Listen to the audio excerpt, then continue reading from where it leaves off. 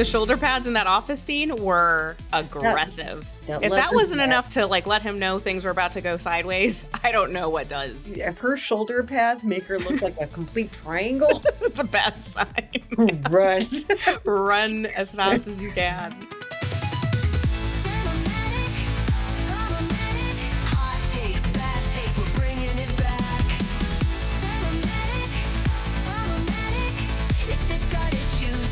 You're back. Welcome to Cinematics Problematics, where we celebrate your guilty pleasures.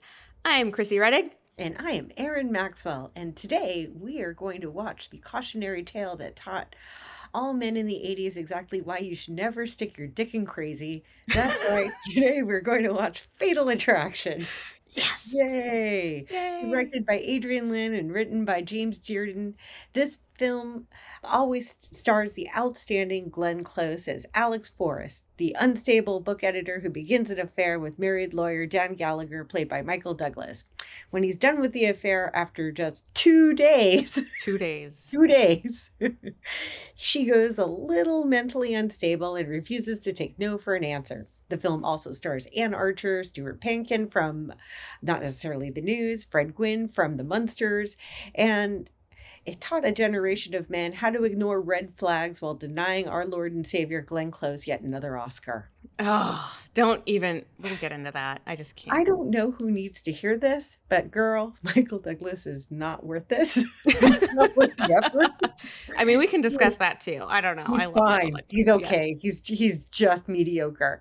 Oh, okay. I mean, conversation. Listen, it's a conversation. In this movie, he's mediocre. He's great. Okay. Like, if this was Romancing the Stone, Michael Douglas.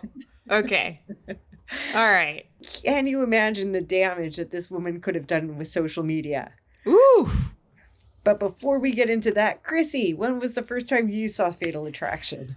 Oh, well, Erin, like many inappropriate movies of the 80s, I saw it when I was like 9. And I remember very vividly watching this film on video at my dad's girlfriend's house. Like, for some odd reason, I was like just having a hang at her house. And I mean, because I think that she understood that my dad had no rules when it came to the things that I watched. I could like basically watch whatever I wanted. And so like, I was like, let's watch Fatal Attraction because my mom told me I couldn't. And so I believe that was when I watched it. I remember, what was so weird is that I remember watching this film and I had seen I'd seen so much sex and violence by the time I was 9. I know that sounds terrible, but it's true. And so I thought like nothing could really shock me. And when I saw these scenes, I was like, oh my God. Like the sex scenes in this are so visceral and animalistic and wild and violent and thrashy and just like passionate and everything. I hadn't seen anything quite like that, I don't think. I don't know. Like at the time, like it stuck with me. Maybe it's their chemistry. Maybe it's the way it was directed. Maybe it's the kitchen sink situation. It was wild. And it was wild. Pretty. I mean, but she was doing things that I'm like, is that kinky? Is it kinky to use dirty dishwater? I think she ran it through the faucet. I think she's clean. Look at that place. It's entirely white. You have to keep it clean. Right. I'm just like, but what was that move? Like, it was just like, ooh, let's make it sloppier. Like, I don't know. You could do weird shit during sex, don't you? Like, I don't know. Just reaching behind me, grabbing a handful of dishwater and then putting it on it. He like smacked the thing. It was like spaghetti sauce. My specialty. It's just a new one for me. I don't think he cared about where that water came from in that moment. I don't think he really cared. But yeah, I mean, it was kind of like, back then, sex scenes were kind of normal. Like, I don't think that they do them that much anymore. Like, so this was, having sex in a movie and showing it kind of graphically wasn't a new thing then at all. Like, if anything, like the 80s kind of like coined that shit. And we're just like, we're going to go for it because we can now. Yeah. The 70s and the 80s gave birth to the erotic thriller. Yeah. Which we don't really see much anymore. I hear it's coming, there's a comeback on its way, kind of. There should be. It should be. But like Brian De Palma made an entire career out of it. Adrian Lyne did too. Adrian Lyne has like this obsession with infidelity and sex and sexual dynamics. He just does. And to that degree, Michael Douglas made a career out of it because, like, he Dude. just like starred in like dude that made shitty choices. No, well, and had lots of fake sex in movies. Like Yeah, that this was the one I think that kicked it off, right? It yeah. was like this one, and then like there was just a series of Michael Douglas Basic bearing his butt and having Instinct. sex with Yeah, hot women. Basic Instinct was a big one. Yeah, for sure. yeah. There was quite a Disclosure. few. Wait, yeah. Well, Disclosure, I don't remember if that one got No, to. no. Disclosure is a good one too. The Sentinel is Oh, I don't another remember that one. one. Okay. Yeah, like he just won He went after. on a run. Yeah, well, he became the erotic thriller dude. Yeah, I mean, and look, this was, and I think that this was kind of like one of like the pinnacle erotic thrillers of the time. Like, I mean, I don't know if any movie kind of matched this moment as much as like this film did. Like, it was, I think, like the second highest grossing movie of the year that year. Like, this movie like was a Yeah, cultural moment. it was. Like, everybody was talking about it, and everybody was about like I heard women saying, "See, don't cheat on your wife," and men were like scared shitless, you know. Yeah. So, I mean, the film did its job very, very well, and it like kind of gave birth to kind of. I mean, it didn't give birth to it, but it kind of, I think, is this kind of like benchmark for erotic thrillers, you know, and a benchmark that's not very easy to meet because it's fabulous. I mean, it's like it's an incredible film, and it still gets me. It's still it's still it's still one of my favorites. But yeah. Anyways, okay. Anything else you'd like to tell us about like your first time seeing it or about that No, I time? saw it on video cassette. I think like everybody else, like my parents would go out and they would rent a big stack of video cassettes. And if I woke up early enough, I got to watch all the ones I wasn't allowed to watch. And this was on the top of that pile. Yes. So I believe that was it. But then also like cable TV, I just saw a lot of it. I don't think I saw it completely and understood what I was watching until I was probably around 19 Really? when I rented it myself. Oh. Hmm. I remember like upon rewatch, and I've seen this movie like I can't even count how many times I've seen it. I've seen it a lot. It still kind of like stands out to me as I don't know. It has like this place in my heart and like this place in time that is hard to meet for me, or hard to beat, I should say, for me. I mean, listen, I saw the movie lots of times. It's just that I don't think I sat down and watched it in its entirety until I was much older. I think I just saw bits and pieces and then I saw the parodies of it. Yeah. And so like I got the gist of it. I, You I, know? I think it's like such a simple story that it's like it's very Yeah. quiet. It's like a very, very, very basic premise. It's kind of like a married guy who might be a little bit bored, you know, because like his wife wants to move to the country. She goes away. He has an opportunity with someone who's making a move, like very, very obviously. He takes it without much thought to it at all. And then craziness ensues. And I mean, it's pretty. It's like, and then like it just escalates in like the amount of drama and craziness that takes place. It's like it just gets more and more amplified throughout the film until the grand finale. Just still amazing Which to is watch. kind of borrowed a little bit from Diabolique. Mm-hmm. Is what I was kind of when I was doing my research. I'm like, yeah, I could see that. Like, definitely, they both end in a bathtub, but Diabolique is more of a film noir with a twist at the end, Mm-hmm.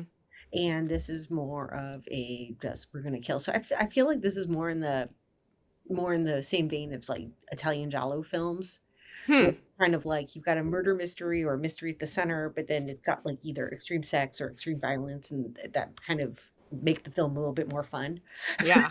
Well, see, it's so funny because like when I think of like I don't think of this film as like mysterious like at all, mostly because it's like just basically like as you said so poetically, put your dick in crazy. Yeah, don't put your dick in and crazy. put your wife and child in danger. I mean, it doesn't get like very complicated, you know. It's like it's pretty basic, but I think like the thing that the hat trick that the film pulls off is that slow burn, you know. It's just like everything seems kind of quiet and serene. It's like how bad can it be? And But that's where the mystery is, and that's where the thrill is. That's where the roller coaster ride is, because you're like, how crazy is crazy for her? well, and also I think like a big part of the mystery And is apologies for the language if you do not like the word crazy, and I apologize if we do not refer to this correctly as mental illness, but as we will discuss later on in this podcast, she does not have a distinct mental illness. They lump together many of them to create the person of Alex.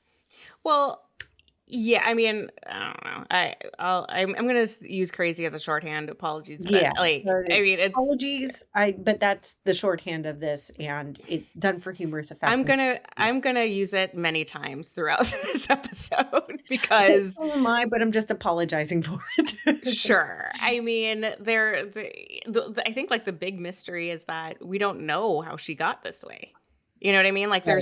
there's no digging into her as a person. She is just she is someone that things happen to, and she reacts in a way that we perceive as highly irrational, and there's no attempt to even understand why that is, like why she is behaving this way and how she got to where she is. Like we even get like the crazy scrapbook scene, because of course every crazy person has to have one, where he's kind of like looking for evidence in her apartment and like trying to find something against her. And, he finds like the article about her dad and everything, but there's nothing like medical records or notes from the therapist or like Now, that would make us at least empathize with her a little bit, you know?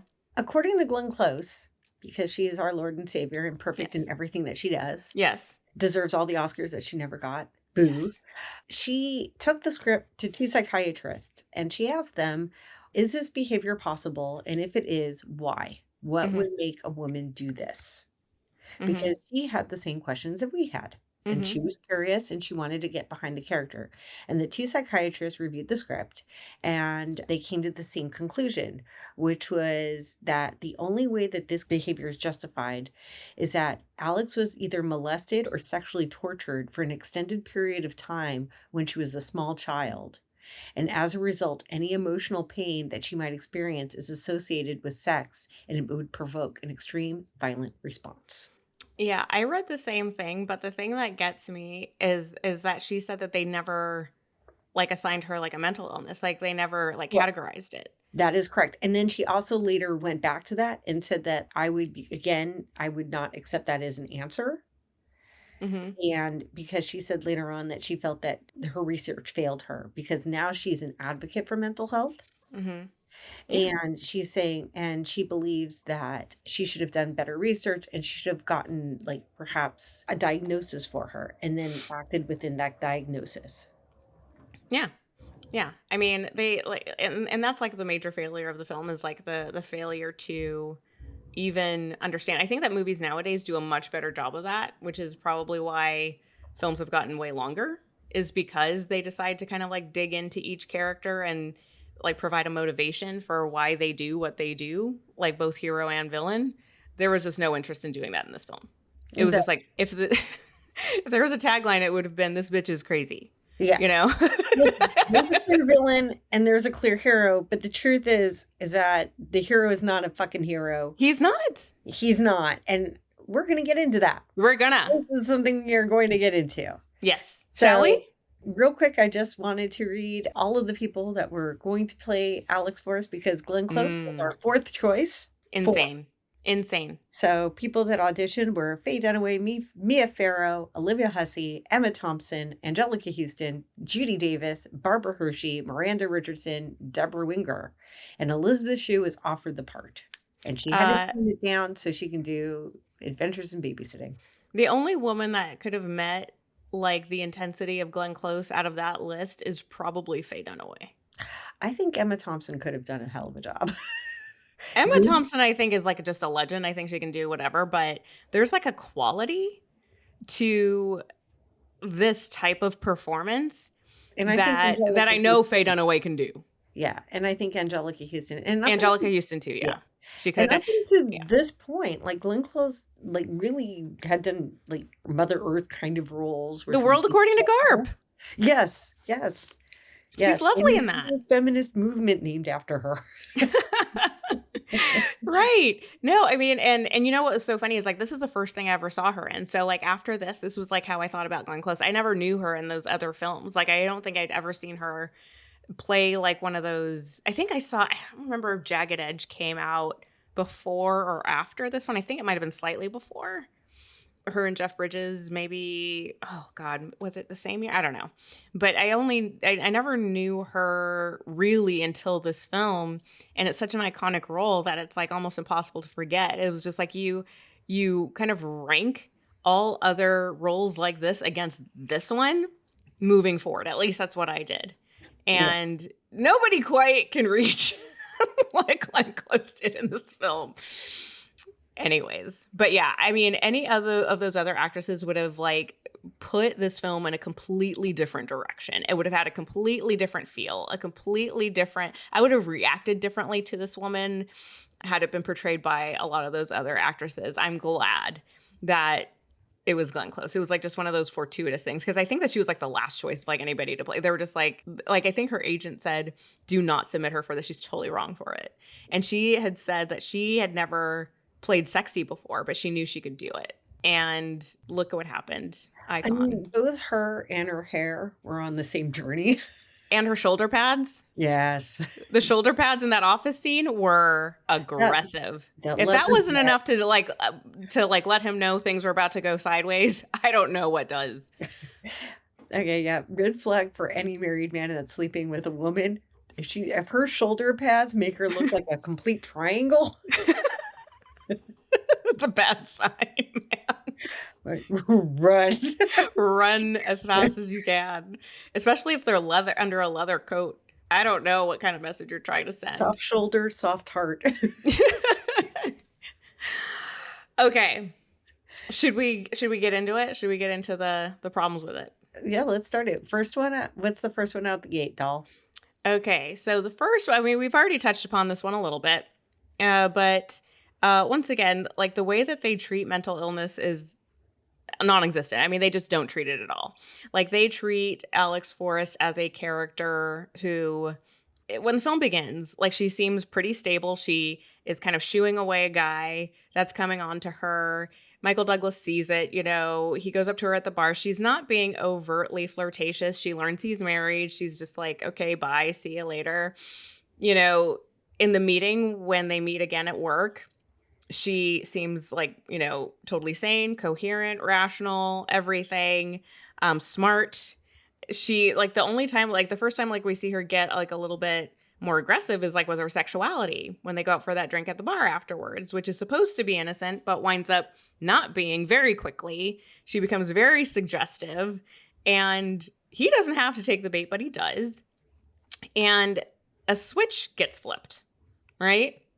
It's like, she becomes like a little bit clingy. She wants him to be around all the time. Like she doesn't let him stay home to finish his work. She invites him out, and it escalates from there. And they just provide no explanation for why things go as crazy as they do, as haywire as they do. Like they completely ignore any attempt to dig into who this woman is besides what she's doing to this man. That's all she is. She is defined by it for the entire film. So that was like a massive missed opportunity. And people who do suffer from mental illness, I mean, whether you want to call it bipolar disorder, I think that I read somewhere that it's called erotomania, which is kind of like when you become obsessed with somebody and think that they're in love with you, and you resort to all sorts of, like, it's like a delusional disease that's usually attributed to women, which I think is some bullshit, but whatever. But nothing. It's like you're left to kind of figure it out yourself. And I'm sure that people who suffer from either borderline personality disorder or bipolar disorder probably watch this and were like, oh God, you know, and they could probably see it, but all the American audiences who have no exposure to that see is crazy. That's all they see. So that's where they kind of missed the boat on the mental illness train. Aaron? It's not that she suffers from one mental illness. It's just that she appears to suffer from all of them. Yeah. Yeah, no, she does. Borderline personality symptoms. She has suicidal ideation. She has violent tendencies. She has a full-blown homicidal obsession. It's a lot in one human being. Yes. She's narcissistic. She has OCD. She's got like every one of these tendencies, but it's one or two is enough, but she seems to have 12. Mm-hmm. No, they made her like, they made this person, this symbol, as amplified in their disorders as they possibly could. And yeah, once again, just kind of skip the part where we're supposed to have empathy for somebody like this, maybe. I think that, like, even without the mental order diagnosis, later on people had more empathy for her because I think that attitudes have changed about a man's responsibility in this type of situation, whereas before it wasn't really given that much thought. Yeah, I think that nowadays people do empathize with her as a woman who was slighted and kind of tossed away. But what the film does is they justify what happens to her because they just don't bother to dig into the specifics about how she got to where she is. They did a little weird thing where they tried to maybe explain it kind of by saying that she watched her father's death, and that kind of maybe traumatized her, but that's not That wouldn't a explain great this, though. explanation. Yeah. It's not a great explanation. And what ended up happening is that this really stigmatized more mental illness. Mhm. So it gave people who do suffer from different types, and there's, varying degrees of mental illness. You can just have OCD, you can, be narcissistic, you can be, and it's all manageable. Mhm. Like, you can be a sociopath and be, a stockbroker and have a family and be very loving and have mental illness. Yeah. Like, there's many degrees of it. But it lumps it all into one category where it says, if you have mental illness, then you are violent and insane. Right. And then that's it. Right. And if you're a woman, And it's God even forbid you worse. could be a woman in the workplace. It's even worse. It's even worse. Yeah. So Um, they dropped the ball there on mental illness for sure. yeah, yeah. I do enjoy the fact that when she was done with the character, that Glenn Close did become this advocate, as I mentioned earlier, and Yeah. she did reach out. She did say, and I do want to point this out, that when she did talk to the psychiatrist and she did all this research, she said that never once did a mental disorder come up. Yeah, that's what I said. Yeah. And never once. It just astounds me, like, that never Right. came up. Like, Yeah. we found all this later on, because this movie is studied, and it's studied in a bunch of different classes, not just film classes. Mhm. It's studied as a bad characterization of how, and it's studied by different types of groups. It's studied by feminist classes. Mhm. So, Yeah. As well it should be. yeah. As we are studying it right now. Yes. Shall we move on? Yes. Did you have another one on your list? I have a couple. Okay. Please enlighten me. I think that one of the things that they do get wrong is like this kind of depiction of the single, childless woman in her late 30s who is desperate for a man. Like, we don't really know about this desperation until we hear that she is pregnant, and she's just like, I'm 36, I may no longer be able to have children. I mean, she was like doing like the repeated phone calls thing and everything like that before we ever learn this. But, they are painting a picture of this woman in a leather jacket with enormous shoulder pads, with crazy curly hair, who can't hold down a man, is single, lives by herself, has never had children. And that description and the kind of that paints like this picture of this woman who will do anything to cling to a man. And you are going to be mine, and I am not going to be alone, and I'm going to do whatever it is in my power to keep you with me. And that is like kind of like an antiquated kind of trope at this point, I think. Like 36 nowadays, like for having kids is like not that old even. Like, I mean, I think back in the 80s it probably was like the whole biological clock thing. But she's like this woman that wears like really heavy eye makeup and black and heels, and her hair's permed, and she lives in a white apartment and with a really grungy elevator, and it's like, okay. And then you have like this idyllic, beautiful wife, Beth, played by the great Ann Archer. Love her in this. Who is all smiles and sunshine and domesticated, doesn't seem to work, but is hot and fit nonetheless. And she's kind of like the virgin. And it's like the Madonna and the whore thing that you were talking about. It's like she's the Madonna and Glenn Close is the whore that's fucking everything up for poor Dan Gallagher. Nothing is as clear of that analogy as when you first meet them. If you look at how they're first introduced, you have Beth, who is first introduced amongst dirty laundry. She's like in the bathroom and she's in her underwear. And if any other hot woman, if you took Anne Archer in her underwear in any other circumstance, that woman is good looking Oh and she has yeah. a great body. Oh yeah. You put her like in white panties amongst dirty underwear with a little kid at her side, playing in her makeup, and just gave her a bunch of mommy things to say. And it totally sucked all the sexuality out of that scene. There's Mm-hmm. nothing. So even though she's like in panties and just in panties and a t-shirt, which is totally the uniform of sexy, there is nothing sexual there. There's nothing you can latch onto. And then you have Alex when you first look at her, and she is the epitome of sophistication. Mm-hmm. You first see her at the party. She's in the background scenes of that party she even has a line. When you Mm-hmm. first see her, she's mad and she's angry because she doesn't like to be hit on because it's Stuart Pinkin. No one likes to be hit on by Stuart Pinkin. Truth. Okay, but she's pissed off, and so next time you see her, she's just smoking at the bar, and she looks so cool. Mm-hmm. And she's there because she's an editor.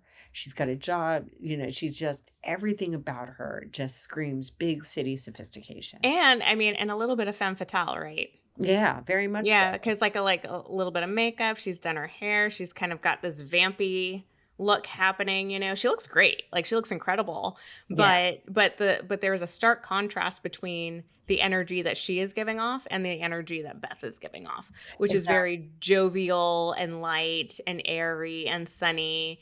And like they're chuckling along with like their best friend couple or whatever. And Alex is alone, smoking with a smoky eye, with, and having a drink by herself, and I don't know, they kind of like present her as kind of like this lone wolf. Like you're not ever scared for her ever. I'm never worried about this woman that I'm seeing at the bar, but she is kind of like this solitary kind of like energy about her. She's not talking to anybody. She's not really socializing until Dan comes over, this man who is taken. And I mean, and she's not even like trying to like, she's not trying to pick him up in that scene or anything, but they do have like a moment, Yeah. Yeah. um, which seems innocent enough. Like, I mean, no red flags thrown there really, but yeah. So yeah, she is kind of like this symbol of like the single, like femme fatale city woman, It's but just they added like they twisted the knife a little bit by adding, it's like, oh yeah, she's about to hit the end of her childbearing years and she's single and lives by herself. whatever. Just like Alex just exudes sexuality. Yes, she does. She's incredible. It's so good. And then like Anne is just so wrapped up in kids, and they throw her in parkas. And like they just But do her she's still dirty. gorgeous. I mean, that's the thing And that she's gets a me. gorgeous woman, and they do her so dirty with her entire wardrobe. But it's funny because it switches until it gets to the point where Dan warms up to her again. And then they put her back into the sexy mode. And Yeah. then that's when Beth starts to get a little bit more sexed up. Not much, because they want you to remember she's a mom. Yeah. But she stops with the dumpy clothing. She's no longer in pants. She starts wearing dresses more. And it's less of association with the kid and the house, and you got to see them more on game nights and more as a couple, Mm-hmm. and like a few times with them alone as a couple, like when she's sitting at the vanity and he's running his hands down her. Right. Yeah, but I mean, even like when, I don't remember if it's that scene or the one before, where they kind of like get in her. Oh, that is that scene, because like they have friends coming over for dinner. She's Yeah. trying to get ready, and like they're starting to get like a little bit frisky, and then the doorbell rings, and it's just like, oh, wouldn't you know it? It's like it's always something. It's either the kid in the bed, friends coming over, the domesticated life thing. And another thing that I do want to point out too is that beyond this symbol that she herself like represents of like kind of like domestic life, is what she wants their family to do, that he is very resistant to. Like she keeps on bringing up this house in the country that she wants to go look at. He's just kind of like, oh God, here she goes again. Like she wants to go look at a house in the country. It's very subtle. Like they don't really have like a sit down pointed conversation about it ever. It's just kind of mentioned in passing. It's kind of like dropped as like this little nugget to say like, see, this is kind of why he did it, is because like he doesn't seem unhappy. He doesn't seem unhappy at all. As a matter of fact, he seems quite content in his home. but she brings up this house that he just doesn't want to go see. He's like, yeah, you go ahead and go see it yourself. You know what I mean? Like, he's kind of resistant to it at first. He goes and has this tryst, which I think, in my opinion, is a reaction to that. It's kind of like taking back some kind of like ownership of his life and his independence. And I mean, I think the guilt is manifested as this kind of like rediscovery of his wife, even though we never really see him feel that guilty. Well, he's doing exactly what he's expected to do. Even his boss expected. He's like, oh, you're going to go buy a house in the country. It's about that time, huh? Yeah. With that mortgage to look forward to. Did you already sell your apartment? He's like, no. And he's like, it's all the steps that you're supposed to do. It's yuppie. It's what yuppies did in the 80s in New York. These were the steps that you took. You didn't stay in the city. Once you established yourself as a couple and you already had a couple kids, it was time to move out of the city. And then you would have to do the 1 hour commute back to the city. And that was just what was expected. Yep, exactly. And so he's just kind of fulfilling his role in that. And then this is, I guess, his last fling out before he has to settle forever into that role. Yeah, maybe. Homeboy seemed a little bit too casual about the whole thing. I wonder if this is his first time ever. The fact that this affair was only 2 days. 2 days. 2 days. Okay, given that, it was okay. That. It was a very intense 2 days, though. They met at the meeting where he ate a bagel weird. Yeah, he ate it sideways, and it got all over his nose. Uh-huh. And then later that day, they got stuck in the rain. Mm-hmm. And then they go to the bar. Mm-hmm. And then that's when and then they go back to her place. Yes. So then they have sex several times. So this is all within a 24-hour period. Mm-hmm. Then they go dancing. Yep. And then they have sex in an elevator. Yep. And then he leaves when she's sleeping and he leaves her a note. And that's when he was going to end it. Yeah, that was his way of ending it. That was his way of ending it. And she pleads with him to come back. Yeah. Let me make you lunch. Let me cook you something. Oh, bring the dog. Where she says the greatest line of foreshadowing ever. I love animals. Pause. I'm a great cook.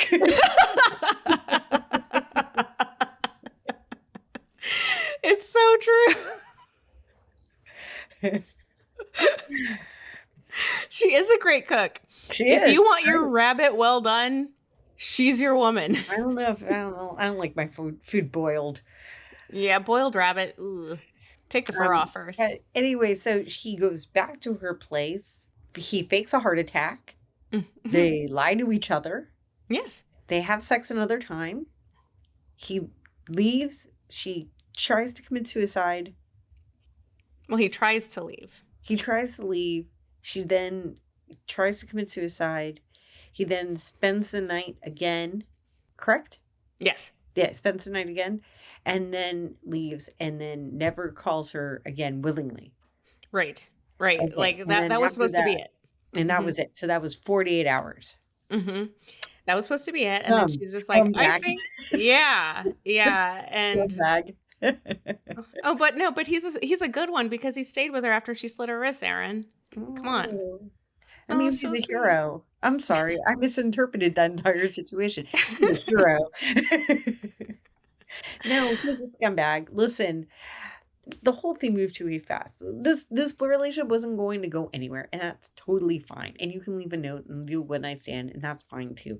All of that is fine. That is shitty adult behavior. No one is a stranger to it in this day and age. Either you went through it, or you had a friend went through it, or somebody you knew went through it. That's fine. Mm-hmm.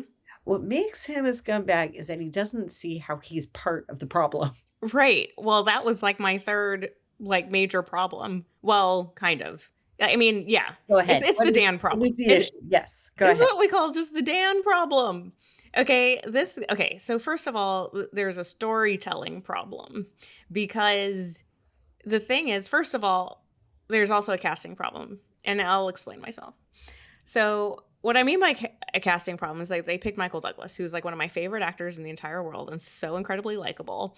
And they pick him to do this horrible thing. And Michael Douglas, when he's in his home life and stuff, with his friends, with his colleagues, with his secretary. Seems like a cool dude.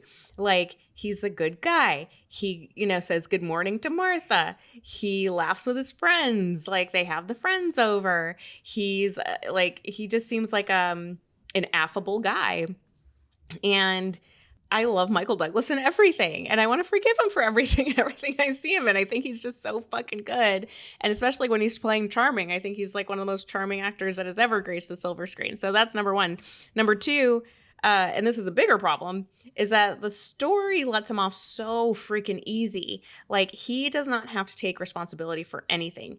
He does not have to answer the question as to why he did this in the first place.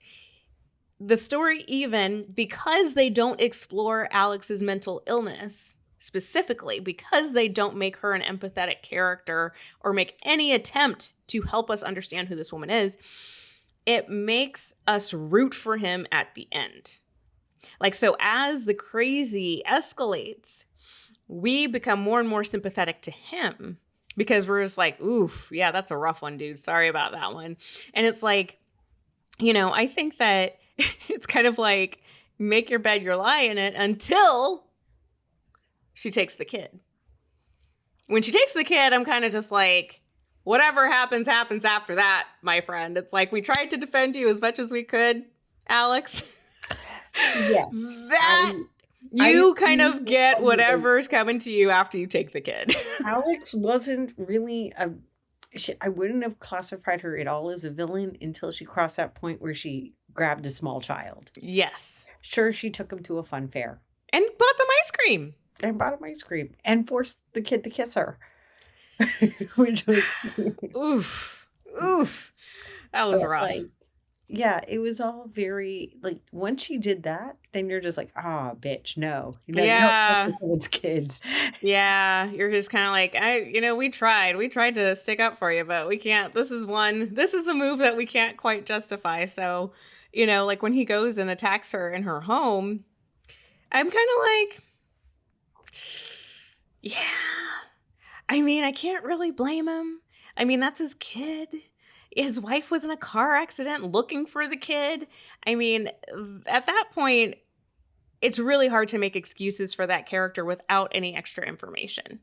And so what that makes you do as a watcher, given that Dan otherwise seems like this cool dude when he's not fucking other women behind his wife's back, is that you have to root for him.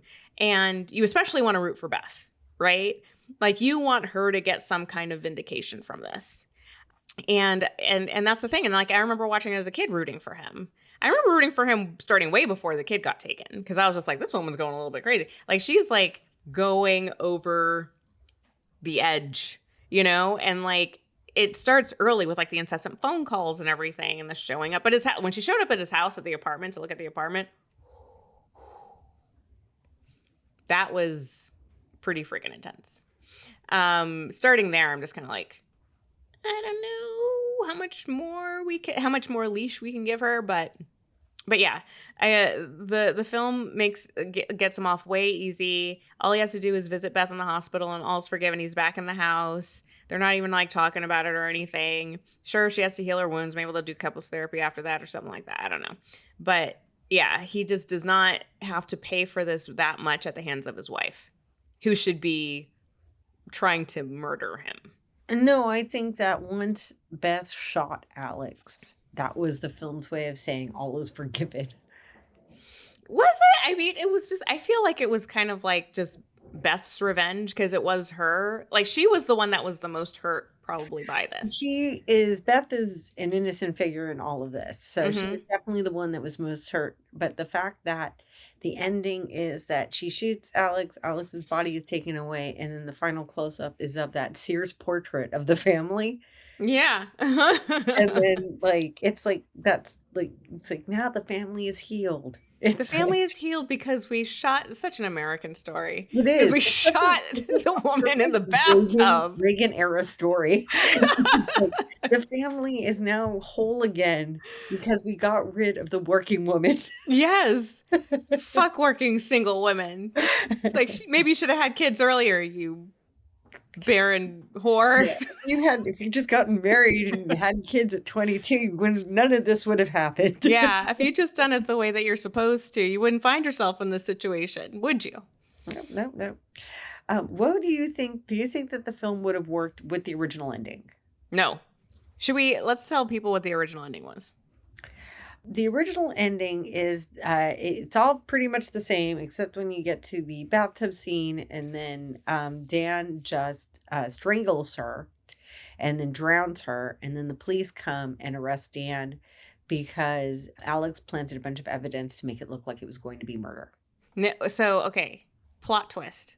Yeah. The actual ending Isn't that it? No. Oh, what is it? The actual end. So I watched the director's cut. And by the way, I highly recommend everybody watch the director's cut because they do have like the actual ending, and it's just so boring. Like, okay, so you know how, okay, the scene where he goes over, like, kid gets kidnapped, Beth gets in the accident, he goes over to her house and attacks her, right? So she goes at him with a knife, right? Yeah. Goes at him with a knife, and he gets it from her. He like wrests it from her. And he's about to do something with it, but then he just looks at her and she like has this crazy ass like smirk on her face with mascara running down her face, and she just kind of smiles at him like in that creepy way.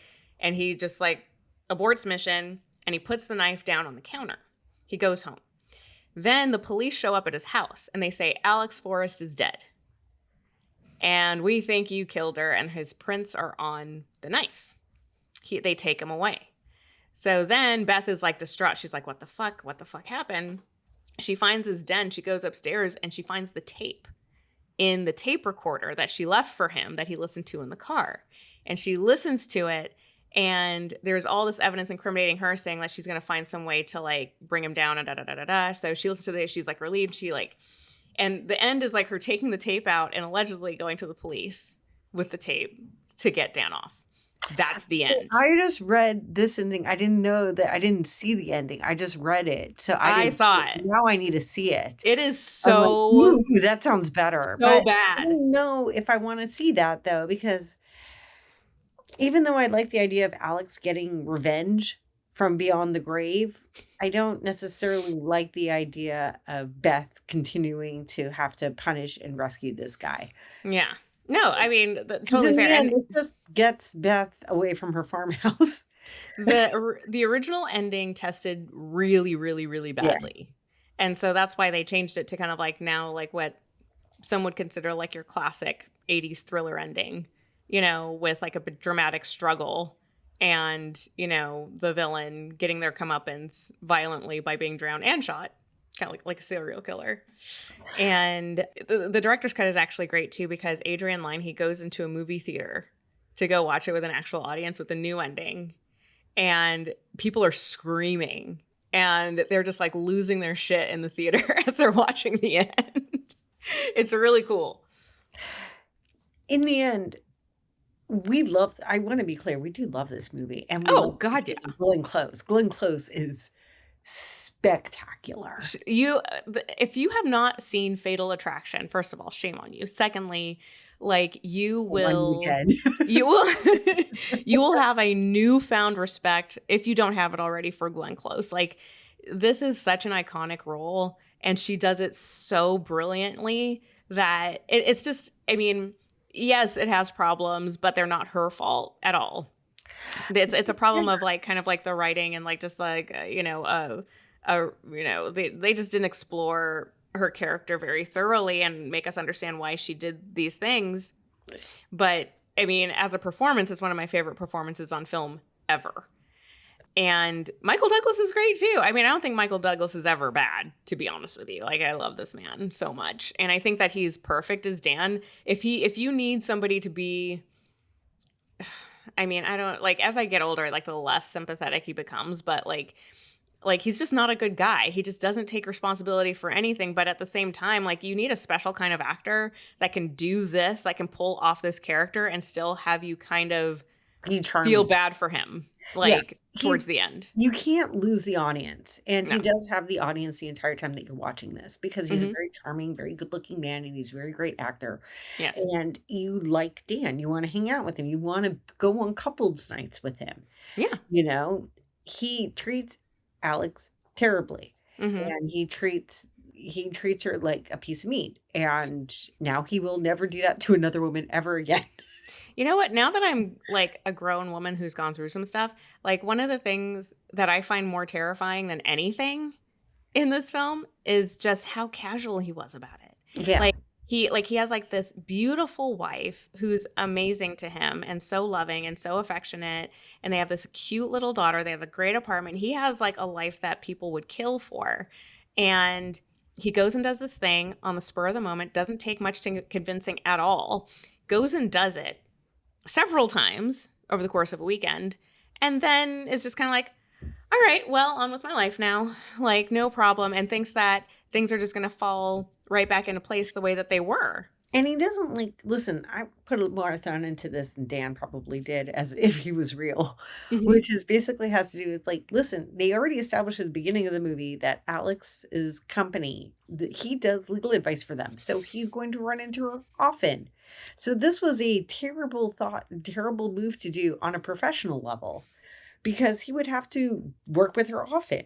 He sat where he ate. Yeah, he was brought in for counsel all the time for these books. Mm-hmm. I mean, if there's any message, don't fuck your coworkers. Yes. I mean, we've learned that from Love Actually.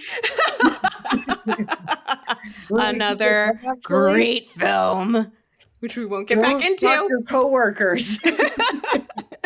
Don't do it like in New York. Don't do it on Christmas time. This is Wow, this is like a theme of like the past couple episodes. Is like we're doing kind of like problematic workplaces. But yeah, going back to kind of just Dan for like a second, like he is way too casual about the way that he does this. He's way too casual about how he blows her off. He's way too casual and naive about the fact that he can just move on with his life with no scars from this thing. But it seems like that was his expectation the entire time. Like, and the way that he welcomes his wife back and acts as if nothing has happened is just like, that's terrifying. That's probably more scary to women in this movie than what Alex does to Dan. No, it is. It is, because no one wants to be treated like that, male or female. Right. No one wants to be disregarded. No Right. one wants to be forgotten. No one wants to, like, even if you partake in a one-night stand, it's nice to know that it's a one-night stand if both sides know. Right. And I mean, in Dan's defense for a second, just to be fair, she did come off, she asked him, like before they had sex the first time when they were out for the drink, like she asked if he was discreet. And he's like, yeah, I'm discreet. And she's kind of hinting that, look, we're two consenting adults, we'll do this thing and we'll both stay quiet about it. So I guess like his assumption going into it was, oh, I can go and do this thing and totally get away with it because this woman isn't going to say anything. So she did misrepresent herself a bit in the beginning to kind of latch onto him. But at the same time, I mean, if you're going to do something that risky, I mean, you need to approach with a lot more caution than that. I think that more than just like a couple of sentences of confirmation of how this is going to go is what's necessary. And that obviously did not happen. So, I mean, she did also dress to defend Dan a little bit too. Like, he did mention many times that he was very happily married and he had no intention of getting a divorce. And I mean, I don't know how big of a red flag you need. But then it's like, you know, she did ask him point blank, then why are you here with me? You know, and he never really answers the question. I mean, they were both throwing red flags at each other. They were for sure. Terrible red flags. The scene where he fakes the heart attack and then she says, oh, my father died. Oh, I'm making it up. That scene was terrible. They were both awful people. You shouldn't fake a heart attack. You shouldn't pretend someone died.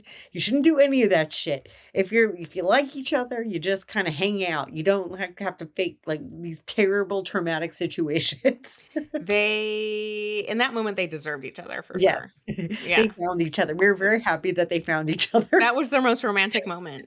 Something they have in common, finally. I'm like, oh, look at that. Two terrible people found each other. Great. Aww. And now they're going to go listen to Madame Butterfly. Oh, they both love Madame Butterfly. Maybe it is soulmates for them. You know, the amount of people in 80s movies that are unhinged that also like opera is now a list for me. Is it on Letterboxd? Moonstruck. Yeah, so it's a big list. It's getting up there. Don't even get me started on fucking Moonstruck, okay? Because Glenn Close lost a Cher for this. I'm sorry. I love Cher. I love you. I love you. I love you. But Glenn Close forever for this movie. I get it. Stop it. One of my favorite movies. I don't even want to talk about it. Did Cher put in a better performance? That's a debate for another day. She put in a better outfit at the Oscars, that's for sure. Did you see what she was wearing? Damn, did I love Nicolas Cage in that film? I mean, that's a completely different podcast. Yes, it is. But yeah, I mean, for those who don't know, yeah, Glenn Close lost to Cher in Moonstruck for this film, and it still hurts me to this day. What hurts me even more, maybe, is that she also lost Best Actress for Dangerous Liaisons. And that is arguably, I mean, on par, I think, with this one. In a different way, of course, but still, like, equally as delicious. Brilliant performance. Incredible. She's so great at playing villain. Like, she just turns on goodness so easily and evil so easily. Like, she's just so freaking good. And Garp too is also really good. Who? World According to Garp. Yeah, she's great in that. I mean, she's great in fucking everything. She's great in everything. Like, I adore. She has not missed a note for me as long as I have been watching film, and this is what kicked it off for me. I mean, this is a performance for the ages. For those of you who have not seen it, even if you haven't seen it in a long time, I highly recommend a rewatch. Great Christmas movie. Just kidding, it's not. I also enjoy 101 Dalmatians. Also, yeah, great villain. Mm-hmm. Yep, she's amazing. She's an icon. All right, Aaron. Yes. Chuck or cherish? Cherish. I mean, I cherish ever-loving shit out of this movie. I want to be buried with this movie. Yes. But not in any kind of weird way where people are like, oh, she was exactly like Alex. I don't want that. No. Here's what we'll do, Aaron. When you get buried. Wherever I go next. Aaron, when you are buried, in one arm you'll be clutching Showgirls. In the other you'll be clutching Fatal Attraction. We're going to give these instructions to the mortician. It's very important that she have both so that they don't think that she is like idolizing Alex Forrest alone. Like, you need the Know Me Alex Forrest combo together. We're just kidding, guys. We're not. I'm not kidding with them. No, I'm going to be cremated and then my ashes are going to be thrown in the faces of my enemies. I want some. I'm not an enemy. After we talked about Love Actually, I don't know, maybe we were enemies for a second. No. You're gonna carry some ashes. I'm gonna give you a list. Oh, okay. I'm honored.